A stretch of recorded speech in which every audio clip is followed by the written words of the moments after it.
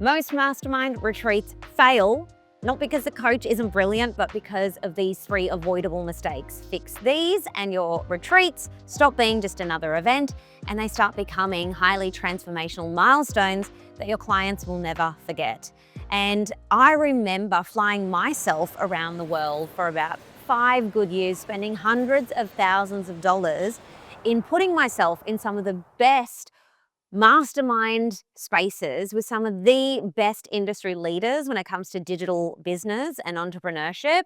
And I'm sorry to say it, but many of those experiences sucked in terms of the way that they were facilitated. The people running these were brilliant, but what sucked about it was what I'm about to dive into here. So stick with me.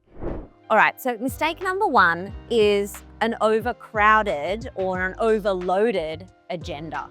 And to fix this, what I've been doing when it comes to facilitating my own events, my own mastermind retreats for the past 10 years is what I call the retreat rhythm.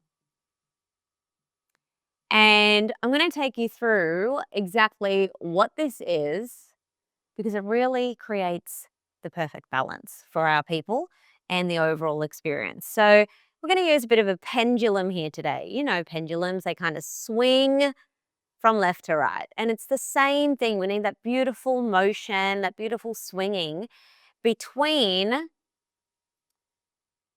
learning over here, because learning and teaching, those experiences in a retreat, it's brilliant, right? People are coming to learn the best from the best. So we need to make sure that this is in here. But what we also need on the other side is integration.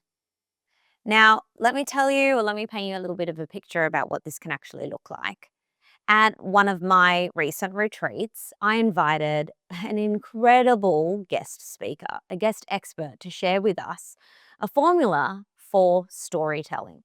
Now, this individual came in and they really taught the group how to craft a powerful conversion story. You know, the kind of story that you tell on a stage or in a webinar that makes people want to buy from you because they feel your connection and they feel your authority. Yeah, it was that story.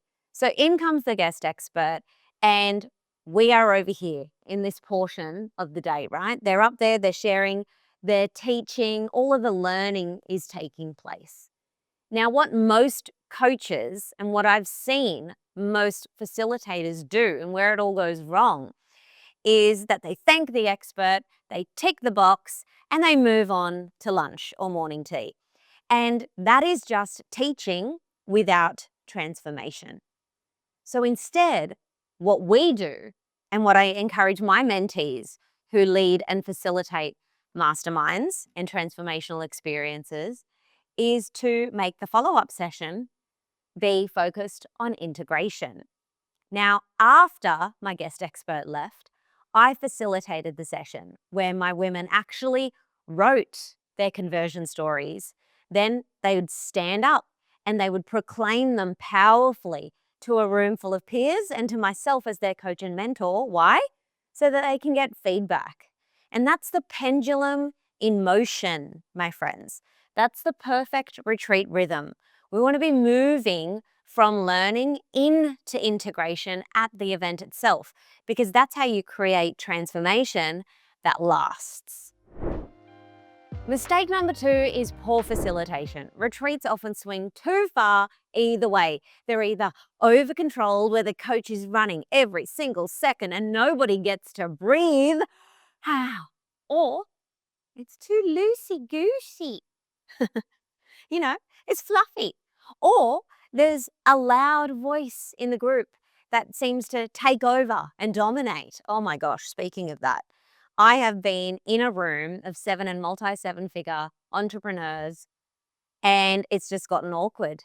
Someone on this side of the table didn't like how this person on this side of the table was speaking, or maybe they were speaking too long, or maybe they weren't paying attention or whatever. And there was this awkward moment. And then this person over here got angry at the facilitator because this was eating into the time, and no one was the leader. Now, the truth is, as a retreat leader, you wear 3 hats. So there are 3 roles for you as a facilitator. 3 roles of the facilitator. And to demonstrate this for you, let's use a triangle, right? I love a good visual model. And we've got 3 clear roles. Role number 1 is that you are there to guide. You're also there, let's talk about guide for a second, because you're there to guide and set direction and structure. That comes from you, okay? The second thing that you're there to do, or the second hat, is to be the mirror. Now, the mirror requires you to reflect blind spots and also the brilliance back to your attendees. And your third hat is to be the guardian to protect the energy and the safety of the container. So you are there to guide, you're there to mirror, and you're there as the guardian. And if you want a perfect example, during my own Inner Circle Mastermind retreats, sometimes we run these powerful sessions called hot seat sessions, and a woman will sit in the spotlight with her biggest business or leadership challenge. And I, as a facilitator, am not just giving her an answer. Instead, I'm guiding her with powerful questions. And then I mirror her truth back to her. And I guard the room in the process so that she feels safe to share vulnerably. And here's the magic. While she's transforming in the hot seat, the entire room is learning. And they're invited also to wear these 3 hats. They're invited to guide, to mirror, and to guard as they share their brilliance to support their peers, because that's what a mastermind is about. It's about moving forward and growing upwards and forwards together. So this transformation multiplies through the entire group, and it's incredibly powerful. But remember this, if you're not leading the room, if you're not wearing these 3 hats, someone else is in charge of that room. And it's your job to be the guide, the mirror, and the guardian. And mistake number 3 is treating retreats like they are extended seminars. All head, no body. It's just more slides, it's more frameworks, but there's no embodiment. So what I want to introduce you to now is what I call the wave. And that's because we are taking people on a wave, right? There is time for them to receive. There is time for them to integrate. And then there must be time at the retreat for them to express. And we've got to make sure that we are fitting this into our entire retreat experience. Now, at one retreat of mine, on day 2, a mentee learned a new strategy. She received. And then she integrated it into her business during our sessions. She was there. She was able to reach out to her EA and get stuff happening and in motion immediately. And then finally, she was able to express that she took the action, express it back to the group, back to me as the mentor and facilitator. Now, that single strategy carried her to her first $1 million year in her business in her very first year of being in my mastermind. That's the wave. We've got to allow experiences for our attendees to receive, to integrate, and then to express.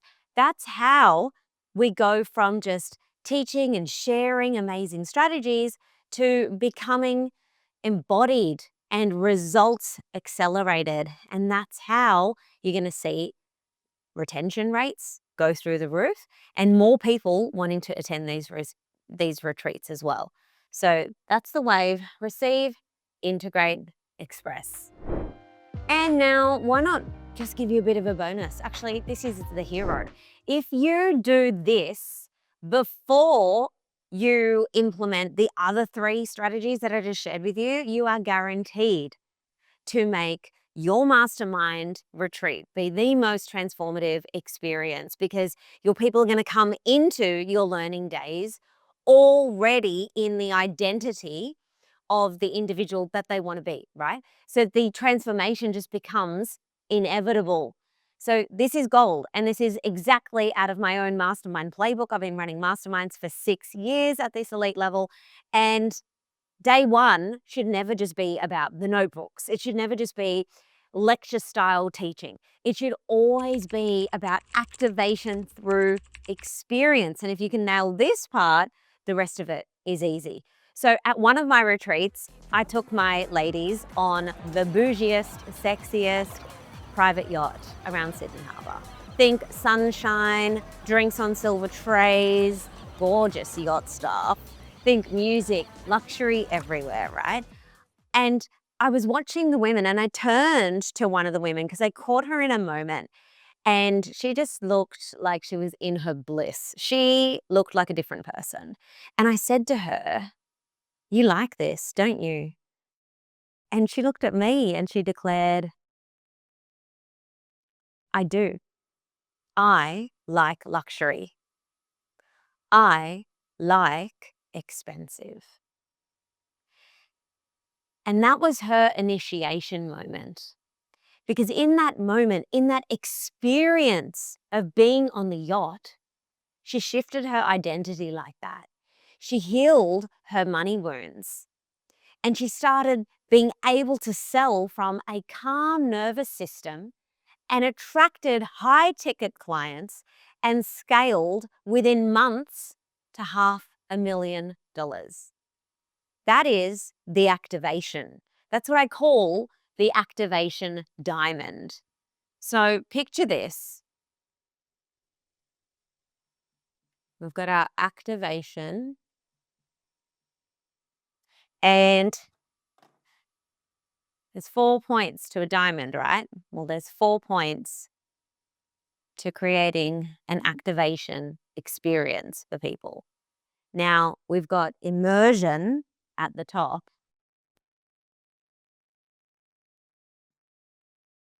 This is when people experience something from putting themselves in an environment. The next piece is that there's some kind of activation that is unlocked in that experience. It comes from being there, not from learning about something. And then there's the declaration.